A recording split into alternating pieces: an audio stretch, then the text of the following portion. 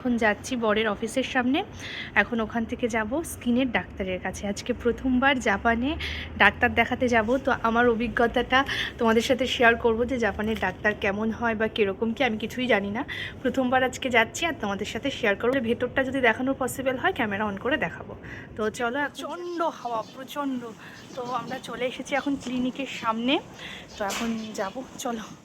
আর ভীষণ হাওয়া, কী গো, চলো।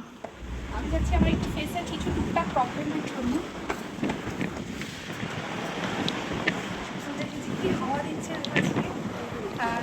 তোমরা হয়তো আমাকে জিজ্ঞাসা করো যে দিদি কী সমস্যার জন্য স্কিনের ডাক্তার দেখাচ্ছ।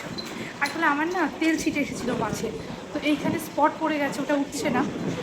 আর এখানে একটা কিছু হয়েছে, তো এই সব কারণের জন্য, টুকটাক কারণের জন্যই দেখাতে আসি।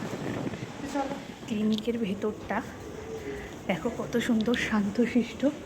হ্যাঁ, এইটাই। আচ্ছা, রাতে এসেও দেখো কত ঝামেলা। প্রথমে একটা ফিল আপ, তারপরে আবার আর একটা ফিল আপ। এটা কি ফিল আপ করছো?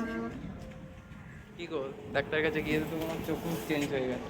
হবে না, এখানে কিছু একটা যেটা হয়েছে, যেটা এমনভাবে পুড়িয়ে দিয়েছে একটা লিকুইড টাইপের জল দিয়ে, আমার এত জ্বলে যাচ্ছে কি বলবো। দেখা যাচ্ছে কি না, দেখো এখানে আর এখানে একটা, এখানে একটা হয়েছে। আর ও কি সুন্দর হাসছিল, নিজের মুখটা একবার দেখাও যে কিরকম হাসছিল, কি বলবো। ও কষ্ট পাচ্ছে আর বর দিকে হাসছে। তো যাই হোক, ডাক্তার দেখানো হয়ে গেছে। আর প্রচুর আজকে হাওয়া, কি ঠান্ডা লাগছে। তো চলো, এখানেই টাটা। আবার ডেট দিয়েছে, আবার আসতে হবে। চলো টাটা।